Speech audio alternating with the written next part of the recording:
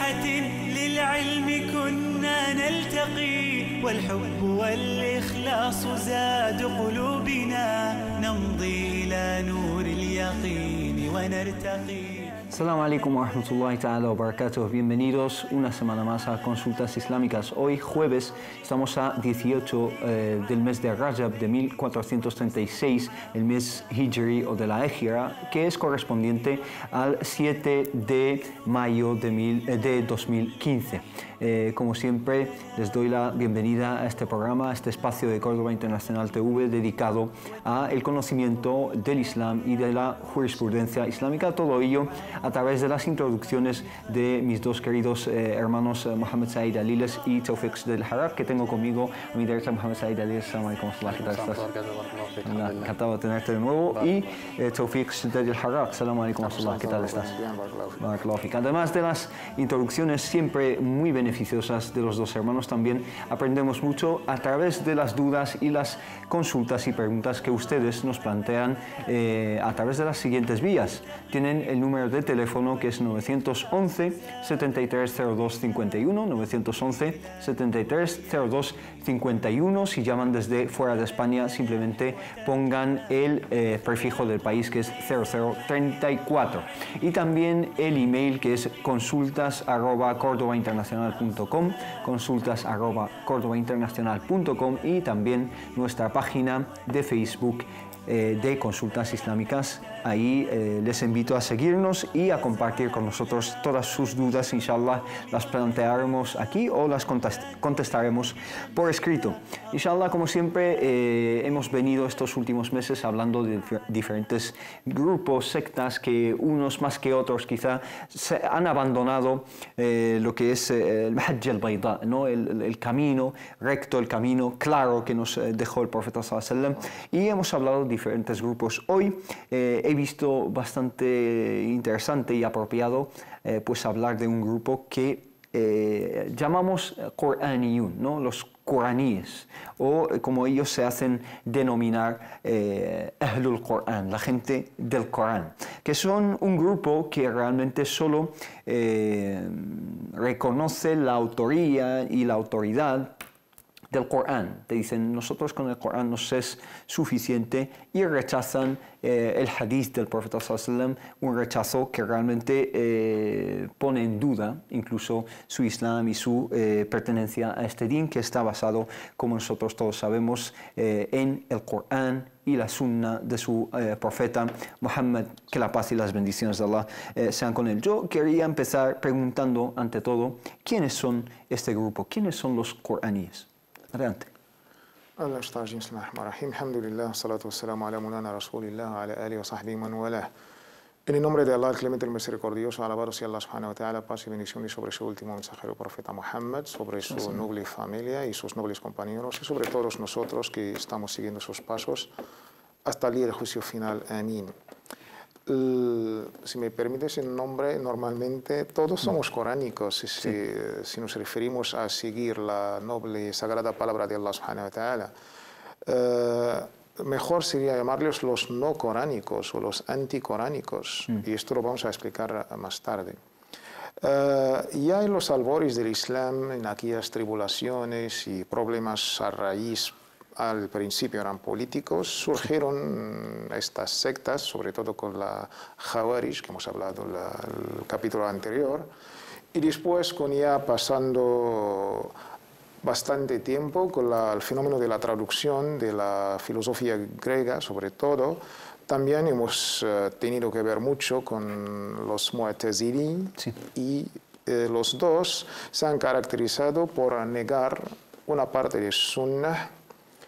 Según sus justificaciones se contradicen con el Corán, o incluso no son narrados de una manera consensuada. Sí, es decir, ellos, estos Mu'tazilin, han empezado por negar parte de la Sunna, no parte toda la Sunna. Barakallahu Fik, vamos a volver a este punto que me parece muy importante. Mohamed Said, Barakallahu Fik, una pequeña introducción, porque tenemos a alguien en el teléfono, una pequeña introducción acerca de quiénes son también.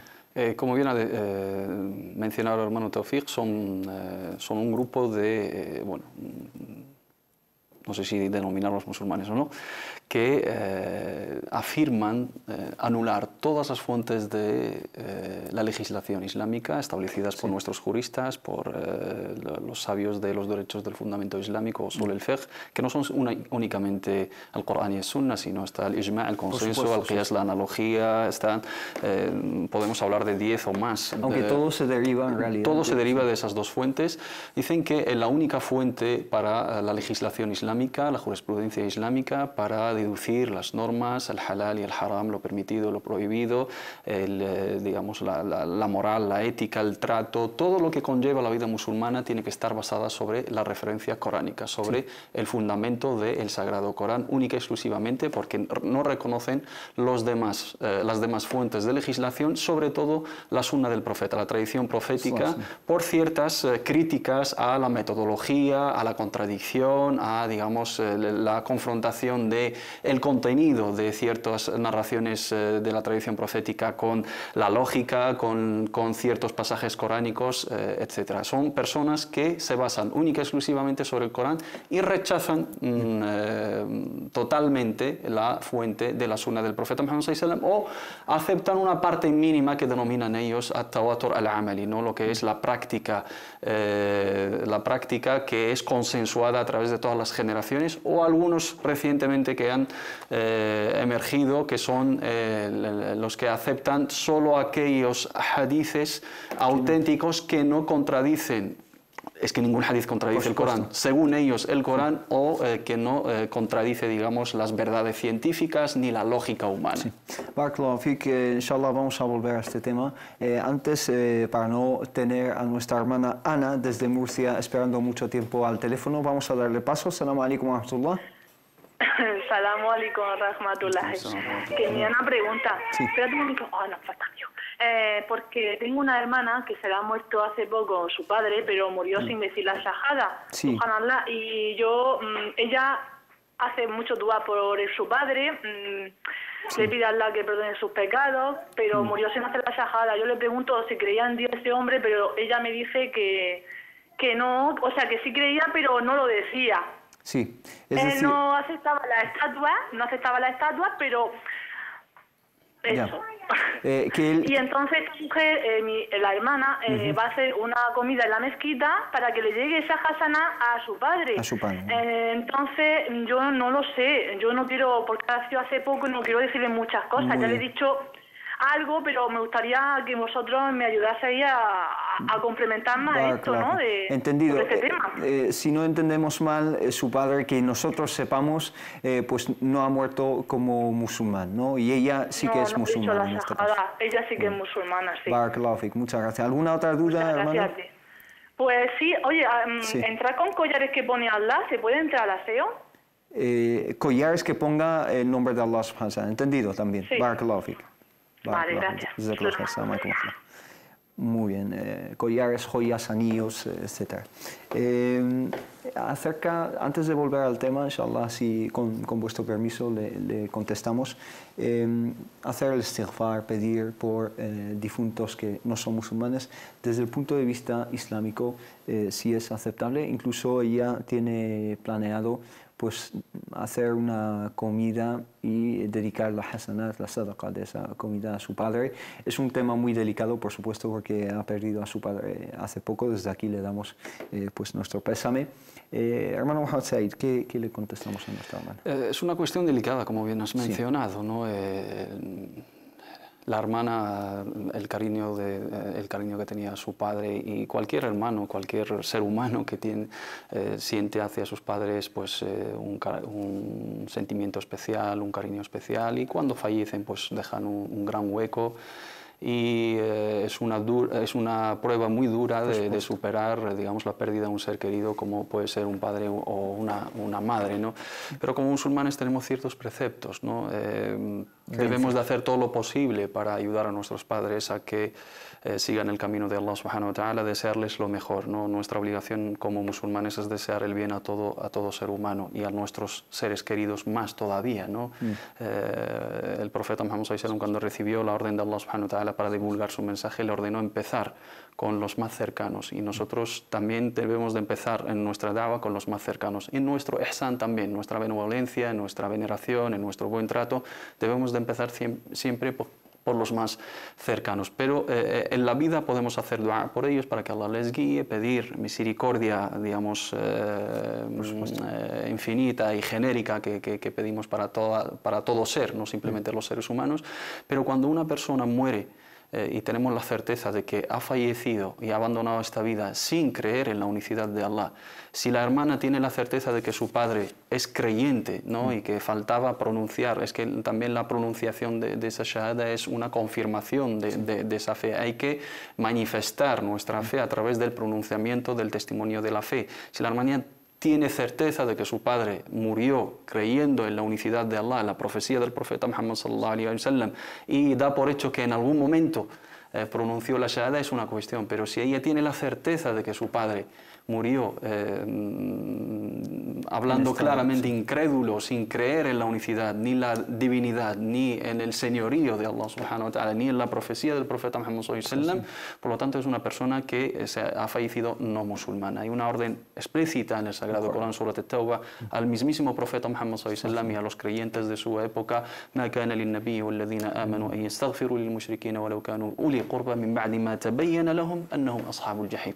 No le es permitido al profeta mismo ni a los creyentes que estaban con él pedir perdón a sus familiares, a los incrédulos, a los politeístas, aunque fueran sus familiares, después de haberse asegurado de que murieron sin creer en la unicidad de Allah. Cuando pides perdón y pides misericordia por alguien fallecido, estás pidiendo misericordia por alguien que ha creído en esa misericordia, en el dueño de esa misericordia. Si esa persona ha negado la existencia de Dios, ha negado la existencia del misericordioso, ha negado la divinidad del Todopoderoso, ha rechazado aceptar la voluntad divina, ¿cómo vas a pedir misericordia por ella una vez que ha abandonado, digamos, y se ha interrumpido su acción en esa vida? Sabemos que es una cuestión delicada. Muchos hermanos les gustaría que sus padres acabasen, ¿no?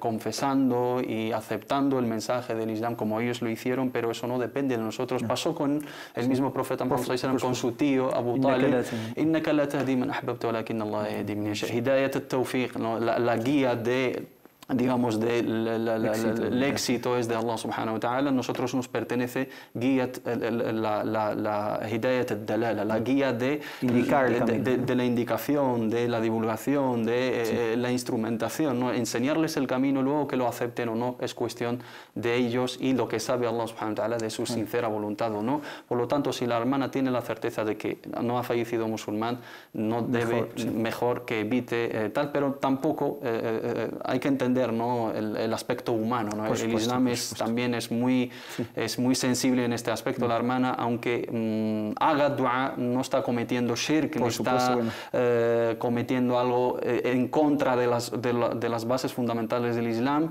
Se entiende, digamos, ese estado de shock, ese estado de sensibilidad justo cuando es una muerte reciente, no se le tiene en cuenta, pero si es consciente de ello y lo ha asimilado, que lo reflexione en base a lo que hemos comentado ahora. Y que Allah le dé la paciencia a ella y a sus familiares. Hermano Tawfiq, con la segunda pregunta acerca de entrar con el nombre de Allah subhanahu wa ta'ala en joyas, sean, digamos, diferentes collares, anillos, etcétera, pues el aseo, ¿no?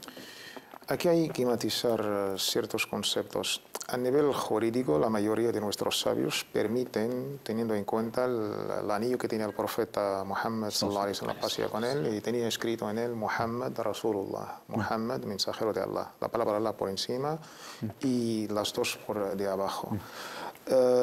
También tenemos otras narraciones, aunque hay un debate entre nuestros sabios, entraba al servicio, lo sacaba. Pero aparte de la parte jurídica, si está permitido o no está permitido, en este caso lo opina que está permitido, tenemos la otra parte que es la ética y la estética. Yo prefiero las cosas del adorno que se separen de temas de culto, de ibadah, de nombres de Allah. Nos quedamos con toda, alhamdulillah, joyería, bisutería que hay, sin entrar en estos debates. Otros sabios lo tratan como imtihan, como humillación a nombre de Allah, profanación, entrando a los servicios y salir.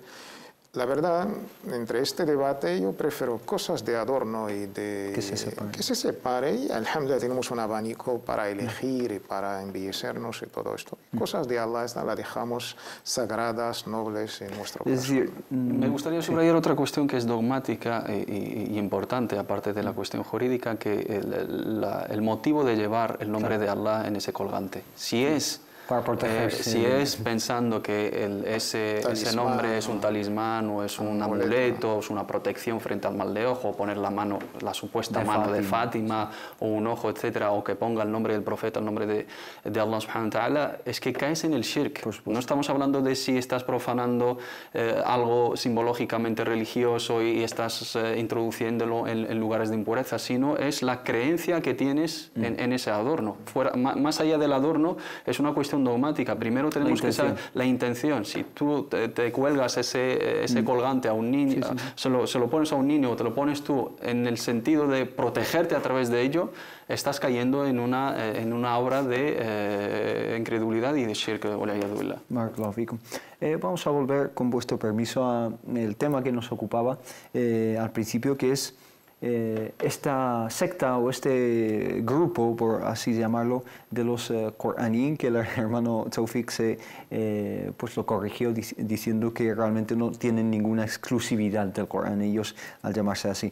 Hemos hablado de las raíces, ¿no? Las raíces es el i'tizal. ¿Tú crees también, hermano Mohamed Said? Históricamente no podemos hablar, digamos, de una fecha en concreto de la fundación de esa corriente. No se puede hablar de las raíces en hechos relacionados con los jawaris, que negaron ciertos preceptos mencionados en la sunna del profeta Muhammad sallallahu alaihi wasallam, como puede ser la lapidación, como puede ser el masah al-juffayn, no pasar la mano mojada sobre los calcetines o los zapatos en el caso de la ablución, y rechazaban ciertos preceptos mencionados en la sunna que no encontraban ellos en el Sagrado Corán. También a lo largo de la historia del Islam siempre existieron grupos como Rafida, como el Mu'tazila, como otros grupos que rechazaron parte de la sunna o la totalidad de la sunna, porque tenemos el Batinía también, tenemos evidencia de que el Imam Suyuti es uno de los sabios del siglo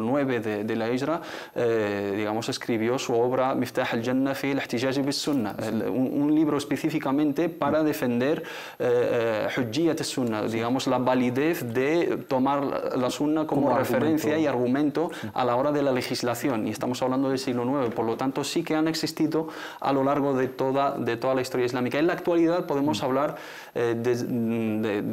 digamos, de los movimientos orientalistas, con la colonización, sobre todo en la India, con la colonización inglesa, en Pakistán, y recientemente podemos hablar en el mundo árabe de uno de sus líderes, que es el doctor Ahmad Subhi Mansur, uno de los catedráticos de la historia del Islam que daba clases en el Azhar y destacó por defender la teoría de la negación de toda la sunna del profeta Muhammad sallallahu alaihi wasallam, y le siguieron ciertos intelectuales en la actualidad, círculos. Fue, digamos, despedido de la Universidad del Azhar, emigró a Estados Unidos, fundó un grupo, una fundación denominada Ahl al-Qur'an, y tienen una página web, etcétera. Y son muy activos, empezaron a difundir esta base, haciendo demagogia con, digamos, la veneración del Sagrado Corán. Ellos se basan sobre ta'zim al-Qur'an o al-hirs al-Qur'an. Ellos son muy protectores hacia el Sagrado Corán y quieren, digamos, alejar de él toda aquella duda que le pueda manchar o que pueda poner en cuestión sus argumentos. Por lo tanto, niegan toda la sunna porque creen que primero fue redactada y recopilada muchísimo más tarde de la muerte del profeta Muhammad sallallahu alaihi wasallam, en el año 80 y pico de la Hijra. El mismo profeta Muhammad sallallahu alaihi wasallam, en hadices auténticos, prohibió la redacción de la sunna. Ciertos sahaba no aceptaban la redacción de la misma sunna. Luego, que la metodología que utilizaron los musulmanes es una metodología humana, basada sobre un esfuerzo humano. El Bukhari, cuando acepta hadices, pone sus propios criterios. Por lo tanto, yo no tengo la obligación de aceptar lo que acepta el Bukhari porque es un ser humano. Y luego la contradicción que hay entre ciertas narraciones y según ellos, contradicciones de hadices con argumentos coránicos, etc. Y se basan sobre ciertas aleas coránicos. فَاحْكُمْ بَيْنَهُمْ بِمَا أَنزَلَ اللَّهُ مَا فَرَّطْنَا فِي الْكِتَابِ مِنْ شَيْءٍ تَصْدِيقَ الَّذِي بَيْنَ يَدَيْهِ وَتَفْصِيلَ كُلِّ شَيْءٍ, que en el Corán hay los detalles de todo, juzgales acorde a lo que os hemos revelado, que en el Corán no hemos abandonado ningún detalle, por lo tanto ellos no tienen necesidad de recurrir a Sunna, que es obra humana, y no ponen, digamos, en cuestión la palabra divina con algo humano. Esta es una de las razones por que llevaron a su expansión, ¿no? Este racionalismo y quizá algunas ofuscaciones, shubha y dudas que plantan acerca del Corán. El hermano Mohammed Said ha mencionado algunas, pero este tema de que la Sunna realmente eclipsa al Corán y por lo tanto tenemos que restarle importancia al Sunna y centrarnos solo en el Corán es una falacia, ¿no? Más que una falacia, es un peligro, porque el núcleo del tema está en que tratar al mensajero Muhammad sallallahu alaihi wasallam como un ser humano y quitar el papel de mensajero al profeta Muhammad sallallahu alaihi wasallam, se queda como mensajero y su discurso del siglo VII, como algo terrestre, nada de revelación divina. Quitar esta divinidad al profeta Muhammad sallallahu alaihi wasallam es muy, muy peligroso, porque nos quedamos como un ser humano que ha pasado 23 años y que ha hecho. Si el mismo Muhammad sallallahu alaihi wasallam que nos trajo el Corán es el mismo que nos trajo la Sunna, y las mismas personas que nos trajeron el Corán, si ellos creen que el Corán es auténtico, pues tenemos que hacer el mismo debate. Las mismas personas que su gran esfuerzo, empezando por los nobles compañeros y los sahaba y los grandes sabios eruditos que han sacrificado su vida para la recuperación, y tenemos que hablar cómo se ha sido recopilada la Sunna, para quitar y refutar digamos, estas falacias. Si vamos a dudar de la Sunna por todo el proceso histórico y lo falso que hay, por su soporte humano, y ¿no? los ahadith fabricados, estas mismas personas nos trajeron el Corán. ¿Cómo aceptamos una cosa? Esto, y para mí, pierde su coherencia. Por supuesto. Y hay hadiths que también son mutawatir, es decir... Esto es el problema. Esta gente, los anticoránicos, son varios, no lo podemos tratar del mismo modo. Sí, no son monolíticos, no estamos hablando de... El ejemplo que sacó Mohammed Said, entre otros, empezando por Ahmed Irfan de India, todos estos, hay unos que son, no, el Corán sí, pero la Sunna solamente el mutawatir. Y yo pregunto, ¿qué es el mutawatir de la Sunna? No, la hiperconocida. Y un día hablaba con uno de ellos y dije, mira, ¿me puedes hacer una diferencia entre el hadith mutawatir y el hadith mashhur? No me contestó. Un hadith mutawatir hiperconocido y un hadith mashhur muy conocido. Eso es una ciencia, la verdad, y me atrevo a decir solamente la civilización islámica que ha hecho esta única ciencia o disciplina, que es el mustalah al-hadith, esta ciencia, como asegurarnos este hadith está dicho por el profeta, pasando por la cadena de la narración y todo esto. Estos son frutos del, como dijo el hermano Mohammed Said, a entradas del siglo XX y XIX, pues hubo cierto fenómeno de los orientalistas, sobre todo Goldziher y Schacht, que han puesto estas semillas de dudar de la Sunna por varias razones. Incluso ha sido tomada por políticos y ciertos presidentes de ciertos países islámicos que han declarado la negación de la Sunna, y nos quedamos solamente con el Corán. Pero el Corán, ¿cómo vamos a rezar? El Corán nos habla de los musulmanes debemos establecer as-salat. Si esta gente reza, incluso hay unos que solamente rezan 3 veces al día, porque según el Corán hay que rezar 3. Hay otros que solamente rezan 2 veces al día. ¿Y cómo vamos a hacer el Ramadán? ¿Y cómo vamos a entregar el zakat? ¿Y cómo vamos a hacer el peregrinaje? Vamos a pasar a las respuestas que podemos decir, que una de ellas es zakat, es salat, pero el motivo de su expansión, ¿cuál crees que es? Es decir, tú has dicho muy bien que los orientalistas son los que plantaron estas semillas, ¿no? Has hablado y ha sido refutadas por los sí. sabios. Lo que pasa últimamente con esta crisis intelectual, con este bagaje espiritual, con la falta de las ciencias, digamos, al alcance que están, sobre todo a la juventud, con la invasión cultural de otras culturas, de otras civilizaciones, y también hay que reconocerlo, por la falta de nuestros sabios de tratar temas serios del hadith, de la sunnah. Y también tenemos unas mentes se basan sobre taqlid al-a'ma, sobre la imitación ciega a lo que ya de los siglos pasados, tenemos preguntas de nuestros tiempos, unos se dedican solamente a copiar las respuestas de los sabios de aquellos, y nuestra juventud o nuestros intelectuales no hay respuestas, ¿no? occidentalizados en sus, digamos, referencias intelectuales, pues han tenido pues, esta manera de entender el Islam en un contexto actual, pasando por lo que se ha conocido en las otras religiones, la hermenéutica. Sí. Esto se ha pasado con el judaísmo, con el cristianismo, y de la misma manera vamos a importar estos mecanismos intelectuales al Islam.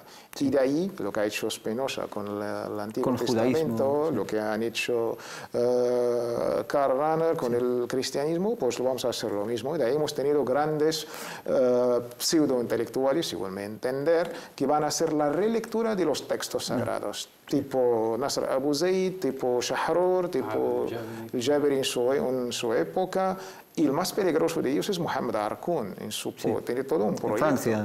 Exactamente. Sí. Estos son ahora los, digamos, los ídolos de estas escuelas anticoránicas, y su proyecto intelectual es muy importante y hay que desmontarlo por completo. Por supuesto. Hermano Mohamed Said, querías añadir algo, pero también te pregunto yo, el hermano Tawfiq ha hablado de salas, por ejemplo, que no está en el Corán, las 5 oraciones, que no nos detalla el Corán cómo llevarlas a cabo, qué decir en las oraciones, etc.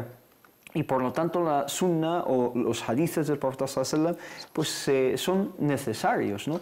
Como este ejemplo hay muchísimos. Es que las bases de esta corriente son refutadas por el mismo Sagrado Corán, por muchísimas aleas coránicas que ellos pues, buscan una salida para no aceptar la realidad. Esto pasó en la época de los mismos Sahaba. Hay una narración de Imran ibn Husayn que le vino uno y le dijo: a mí no me hables de dichos, a mí dime lo que está en el Sagrado Corán. Y le dijo le aportó el mismo argumento. ¿Dónde encuentras en el Sagrado Corán que el Dhuhr son 4 unidades de rezo y que se reza en voz baja? Eso no se encuentra en el Sagrado Corán. El Imam Ibn Hazm rahimahullah ta'ala también lo decía. A los que negaban la sunna del profeta Muhammad sallallahu alaihi wasallam o ponían en duda su argumento, ¿dónde encontráis los tiempos de rezo? ¿Dónde encontráis los números de rezo? ¿Dónde encontráis los mínimos imponibles en el azaque? ¿Dónde encontráis los pasos de al-Hajj? Todo esto lo aceptan los anticoránicos, como bien los llama el hermano Tawfiq, pero dicen que esto es el tawatur al-amali. Esto ha sido narrado por todas las generaciones musulmanas y ha sido aceptado, pues de la misma manera se ha aceptado la sunna, se ha aceptado Sahih al-Bukhari como Asah Kitab después del libro de Allah, se ha aceptado Sahih al-Bukhari como la obra más auténtica después del Sagrado Corán, las otras referencias de hadices. ¿Y qué vais a contestar a las mismas aleas coránicas que nos llaman a seguir el profeta? ومن يطع الرسول فقد أطاع الله وأطيعوا الله وأطيعوا الرسول فلا وربك لا يؤمنون حتى يحكموك فيما شجر بينهم ولا يحرمون ما حرم الله ورسوله ولا يدينون دين الحق وما آتاكم الرسول فخذوه وما نهاكم عنه فانتهوا وأنزلنا إليك الذكر لتبين للناس ما نزل إليهم وما كان لمؤمن ولا مؤمنة إذا قضى الله ورسوله أمرا أن تكون لهم خير. Infinidad de aleas que hablan de la obediencia al profeta Muhammad sallallahu alaihi wasallam, de seguir al profeta Muhammad sallallahu alaihi wasallam, de juzgar con digamos los juicios del profeta Muhammad sallallahu alaihi wasallam, de no rechazar la orden del profeta Muhammad sallallahu alaihi wasallam, que los preceptos que nos manda el profeta Muhammad sallallahu alaihi wasallam seguirlos. وَيُحِلُّ لَهُمُ الطَّيِّبَاتِ وَيُحَرِّمُ عَلَيْهِمُ الْخَبَائِثَ, les permite lo bueno y les prohíbe lo malo.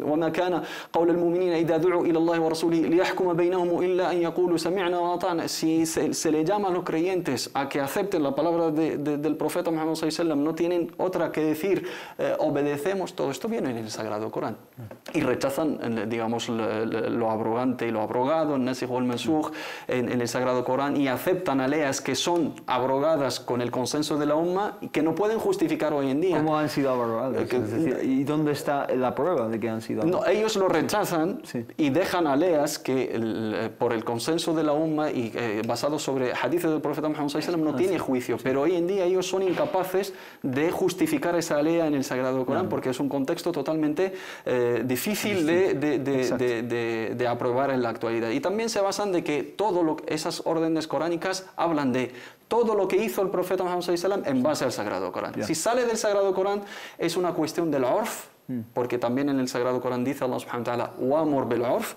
y ellos lo traducen como el hábito. Todas las órdenes del profeta Muhammad SAW son cuestionadas con el contexto histórico. Todo lo que hizo no es duradero, sino es para su época. El hijab es una cuestión histórica tradicional, la barba es una cuestión histórica tradicional, la vestimenta es una cuestión histórica tradicional. Les encanta a los enemigos del hijab. Perfecto. Y les encanta a ciertos nuevos musulmanes que lo que quieren del Islam es una espiritualidad y ir al santuario un viernes y hacer el recuerdo con el rosario y volver a casa y luego hacer lo que te dé la gana, sin generalizar, por supuesto, y esto hay que alarmar de ello, ¿no? Son doctrinas sin base, sin fundamento, y nuestros sabios refutaron esto. El problema está en lo que mencionó el hermano Tawfiq, y me gustaría recalcarlo más, es la inaptitud de ciertos intelectuales musulmanes y también la inoperancia de nuestros sabios que no tratan estos temas con profundidad y con un lenguaje cercano a las masas, porque estos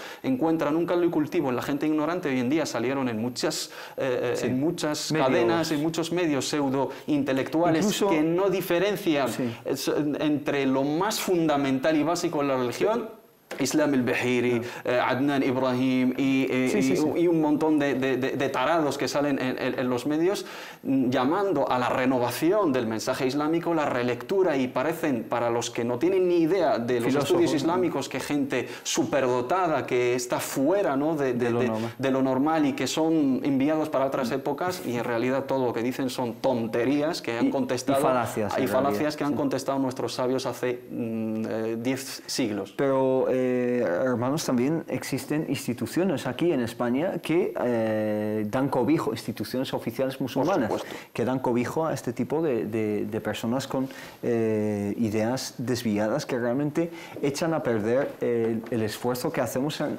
reivindicar, ¿no? Las fuentes del Islam, ¿no es así?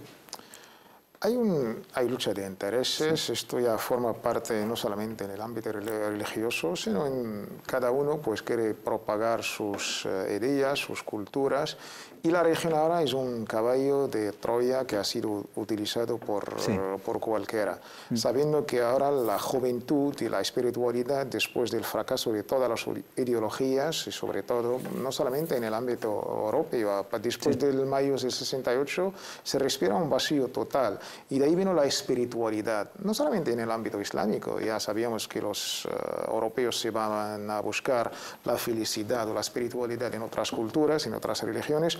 Lo mismo pasa con la religión islámica, pero presentar una religión islámica aceptada para el gusto del occidental, sobre todo, tiene que ser una religión domesticada, una religión a la carta, quitar esto y lo otro. Entonces los think tank, tipo RAND, tipo estos grandes centros de investigación, presentan un Islam moderado, un Islam espiritual, un Islam místico, un Islam político, ¿no? Sí, y se financia. Sí. Y de estos, pues un Islam adaptado, no sé qué, con la carta que los sabios occidentales... Descafeinado, ¿no? Exactamente, les guste. Y ahora se financia este tipo de Islam porque es compatible con la modernidad, compatible con la cultura, compatible con el espacio y el tiempo, con grandes capitales, congresos, y lo lamentable y doloroso, gente con nombres islámicos, con sus proyectos, a veces están en Leiden, la Universidad Islámica de Holanda, a veces están en Estados Unidos, a veces refugiados políticos aquí, sin entrar en la demagogia por ahí.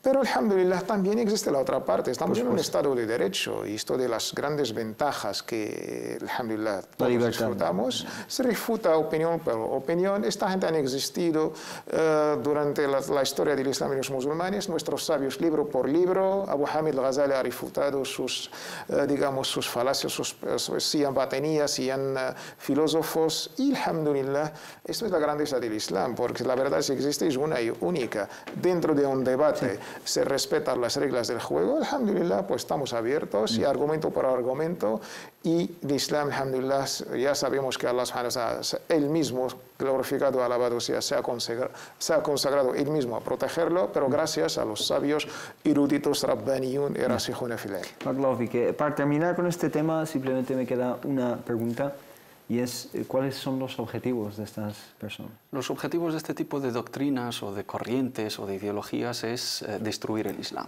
Es, si tú acabas con la fuente principal, en pocas palabras, si tú pretendes acabar con la segunda fuente de la legislación, la fuente paralela al Sagrado Corán, la misión del profeta Muhammad ﷺ es aclarar el Sagrado Corán, los preceptos del Sagrado Corán. Si tú inhabilitas la fuente que aclara el Sagrado Corán, dejas el Corán en manos de cualquiera, que cada uno de nosotros lo va a interpretar. Es la palabra de Dios, es un mensaje divino al ser humano y que cada uno lo interprete como le dé la gana. Allah me dice, establece la oración, yo la voy a rezar con mi mente, con una meditación, otro en el tren, otro en la calle, otro en la mezquita, otro en la luna, otros con 8 rakat, otros con 12, otros con 6, como nos da la gana. La ablución la vamos a quitar porque es una tontería, el tayammum es una barbaridad y es un retraso, el tema de los preceptos de la menstruación pues es algo retrógrado y es algo inhumano y machista, y así. Entonces vamos a destruir todo el Islam y vamos a acabar con esta fuerza espiritual y este patrimonio humano, intelectual, profético, jurídico que nos aportó la tradición profética, la sunna del profeta Muhammad sallallahu alaihi wasallam. Y para terminar, aquí nosotros, como digamos, personas dedicadas al estudio de la religión en la lengua castellana, estamos abiertos a cualquier debate en el ámbito de la libertad, académico, por supuesto, tanto en el aspecto de los Shia, porque hay muchos que han salido por ahí que mentimos, que aportamos falacias y falsedades al tema de la Shia, al tema de los Jawaris, al tema de los Takfiriyin, al tema del salafismo, y trataremos, inshallah, el sufismo, y trataremos, digamos, el Ahmadiyya, trataremos todos los grupos, y cualquiera que considera que lo que estamos diciendo no tiene fundamento y que estamos mintiendo y que pretendemos hacer demagogia y mentir, pues que aporte sus pruebas, que nos llame por teléfono porque es un programa en directo, o que venga a debatir académicamente aportando los argumentos para ver quién parte desde la base sólida y los argumentos coránicos y proféticos y los que venden humo a la gente. Barakallahu fik, o a los dos, Barakallahu fikum por las aclaraciones. Nosotros nos vamos, inshallah, a una pequeña pausa y volvemos enseguida. مشاعلا للعلم والأخلاق في ساحة للعلم كنا نلتقي والحب والإخلاص. Assalamu alaikum wa rahmatullahi ta'ala wa barakatuh. Bienvenidos de nuevo a Consultas Islámicas. Inshallah, vamos a empezar con las preguntas que nos llegan en las redes sociales, pero antes vamos a dar paso a una llamada que teníamos pendiente durante la pausa. Nos llama el hermano Abu Ismail desde Getafe, desde aquí de Madrid. Assalamu alaikum wa rahmatullahi. Wa alaikum salam wa rahmatullahi ta'ala wa barakatuh. Adelante, hermano. A ver, la pregunta mía no tiene nada que ver con el tema que están planteando, que están debatiendo, simplemente pues, sobre el tema de la hipoteca. Adelante. Sé que realmente que la hipoteca pues es haram, pero la pregunta mía, ¿por qué realmente algunos imames como que lo consideran como halal y otros que no? Ajá. ¿Y en qué se basan realmente?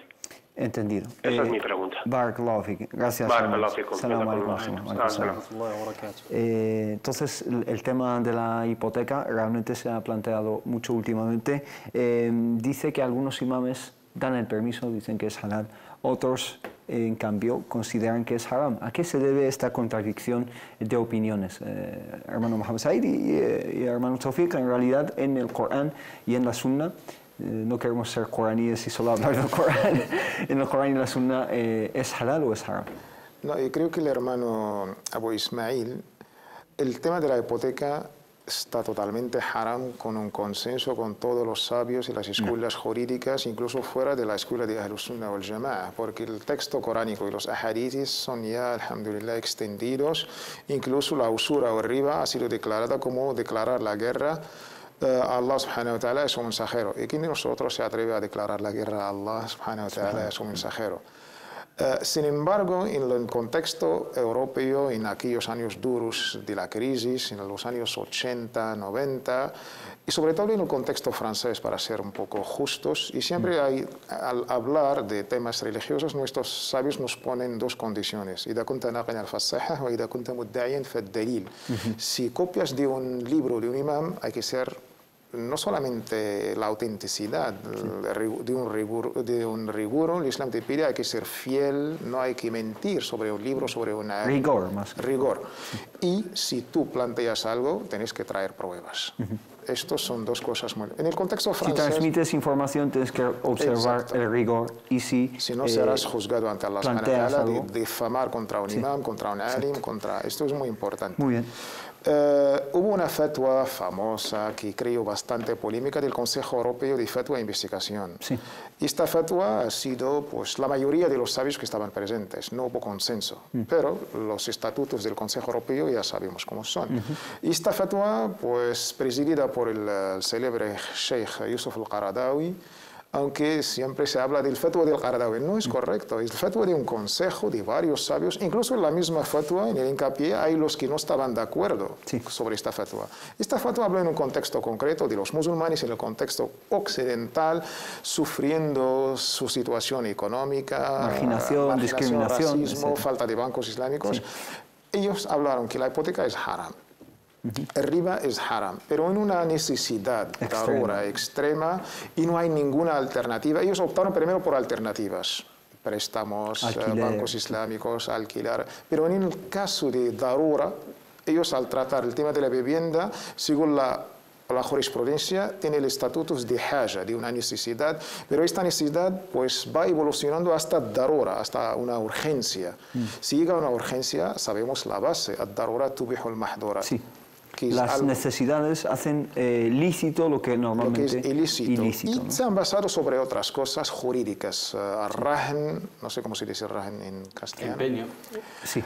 El empeño sobre un contrato ilícito en una tierra no islámica, según la escuela Hanafi, pero también han tenido otras críticas. En este contexto, pero ha sido dirigido a la persona en concreto. Cualquier persona, su propia situación... Hay que analizar situación por situación. Es personal, ¿no? Es individual. La persona en concreto, su propia situación económica, el contexto, la ciudad, la familia, muchísimas cosas. Pero también en el mismo consejo, en otros sabios de otras ciudades, de otros países europeos, han opinado lo contrario, que la hipoteca es totalmente haram. Y por eso hay que ser objetivo, hay que decir las dos opiniones. Exacto. Decir que los imames han dicho esto, no, esto hay para contextualizar la famosa fatwa. Haces bien en contextualizar para zanjar ya el tema, inshallah, porque nos llegan muchas consultas que realmente reflejan una preocupación sana desde el punto de vista islámico, ¿no? Porque al menos la gente siente este dolor de conciencia hacia pues las transacciones con usura, ¿no? Hermano Mohamed Said, ya hemos hablado del contexto del Consejo de Fatwa e Investigación Europeo, etc. Vamos a hablar de la realidad española y más que nada, o sea, la realidad que nos atañe. En esta realidad y sabiendo cómo está el terreno, ¿qué opinas, hermano? ¿Está justificado para algunos imames decir que es halal, que es lícito? No creo que los imames lo estén diciendo. Desconozco esta realidad, ¿no? El hermano igual habla del mismo contexto que mencionó. Hay sabios, hay ciertas instituciones que en su momento, según un contexto específico, se pronunciaron. Corregirle al hermano y insistir en lo que dijo el hermano Tawfiq. No hay ninguno que diga que es halal.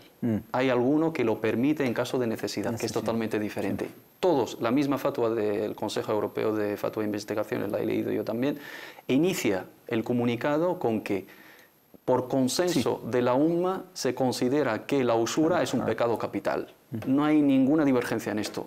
A partir de ahí empiezan a plantear los argumentos, el contexto, aconsejan buscar remedios, alternativas islámicas, que el mismo Consejo se compromete a negociar con las entidades financieras europeas tradicionales para promocionar las transacciones islámicas y las finanzas islámicas, y en los casos específicos que, no sea, que sea vivienda única, que no tenga alternativa en su país, que no tenga posibilidad del crédito directo, el crédito bueno, al qard al-hasan, que no tenga posibilidad de contratar una transacción financiera, una hipoteca, acorde a las transacciones islámicas.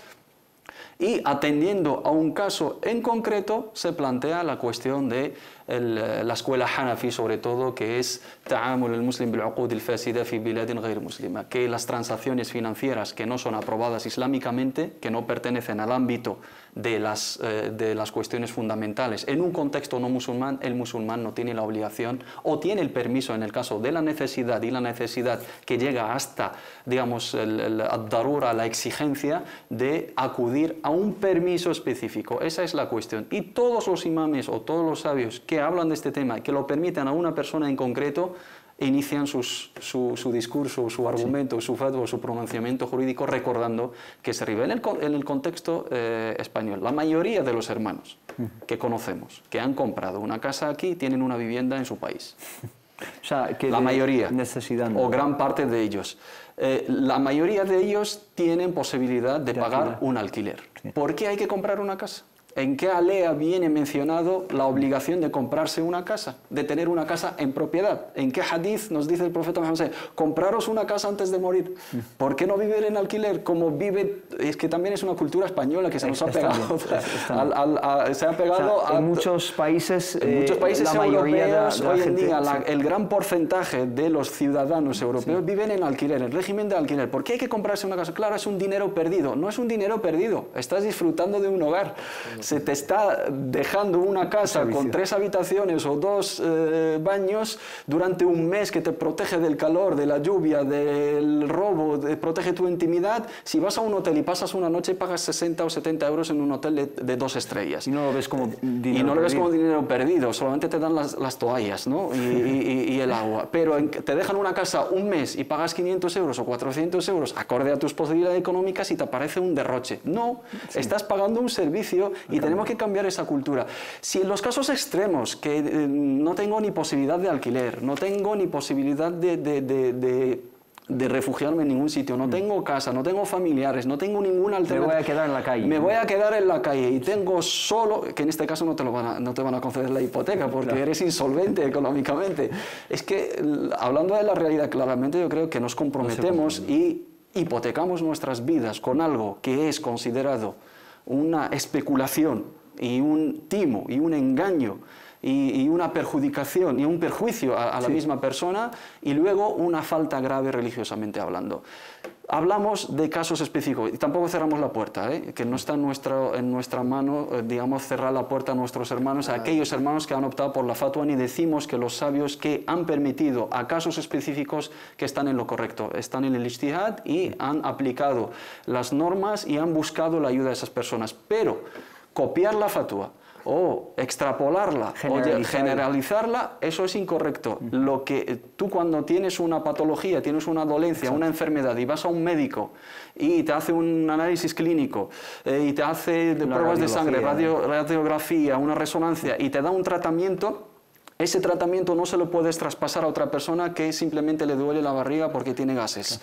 Hay que ser cautos, ¿no? Hay que especificar los casos y hay que ser muy prudentes con las cuestiones que, digamos, se tratan en el ámbito de los pecados capitales, como es la usura. También dejar lo que nos produce duda por lo que no nos produce. Por supuesto. Y hay consenso entre todos los ulama en que el alquiler es halal. Sí, y los sabios y los imames, que la gente les achaca, digamos, ese permiso, digamos, les acusan falsamente, porque ningún imam ha salido en las televisiones, ni en sus páginas web, ni en sus portales de Facebook, etcétera, para decir las transacciones financieras de los bancos tradicionales y las hipotecas tal con intereses son permitidas. Mentira, ninguno dice eso.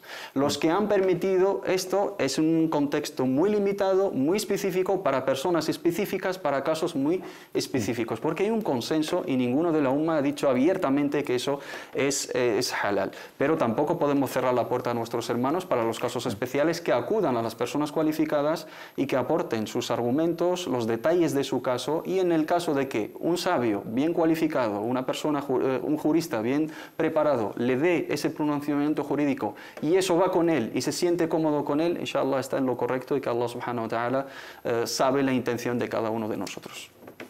Barakallahu fi, que especialmente hay que tener mucho cuidado con los eruditos, porque ha pasado a ser llamada la fatwa del Qaradawi. El Qaradawi, que es un gran erudito. Un libro específico refutando la fatwa del Azhar. Sobre el tema en concreto. Y en algunos círculos se refieren al Qaradawi como el erudito que dijo que la usura es halal, ¿no? Algo así. O sea, y no es correcto, es muy grave. Declarando algo haram halal es kufr. Esto es fuerte. Barakallahu fik. Vamos a pasar a una pequeña duda que tenemos aquí de la hermana Warda, que dice: Salamu alaikum wa rahmatullah. Mi pregunta es sobre Salat al-Isha.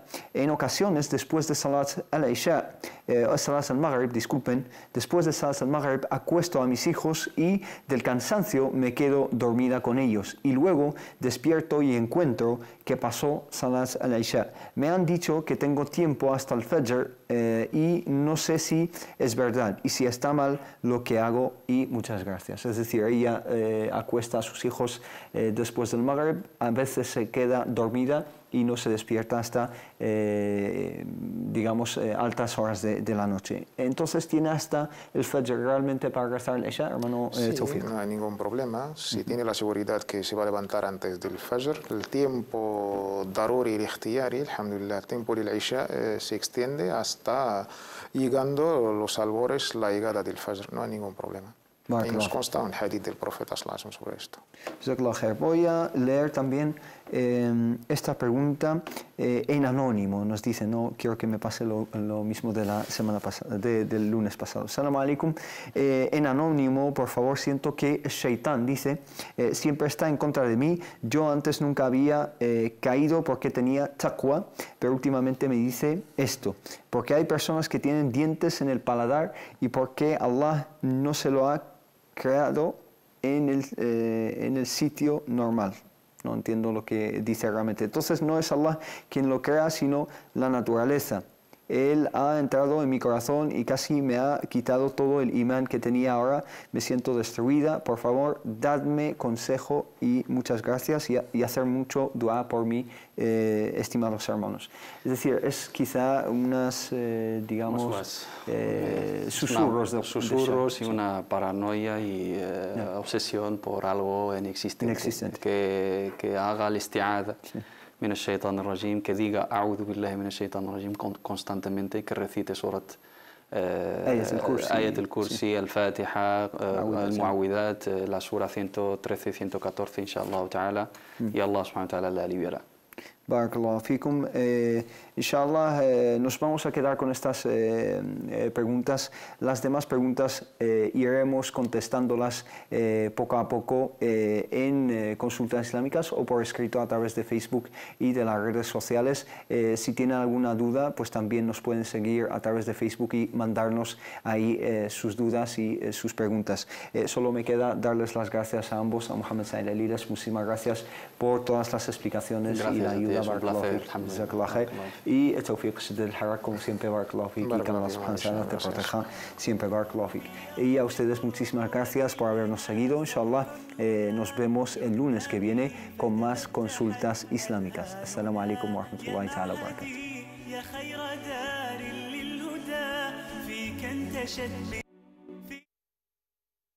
Este espacio ha sido posible gracias a la colaboración del restaurante Azahara Restaurante Cafetería.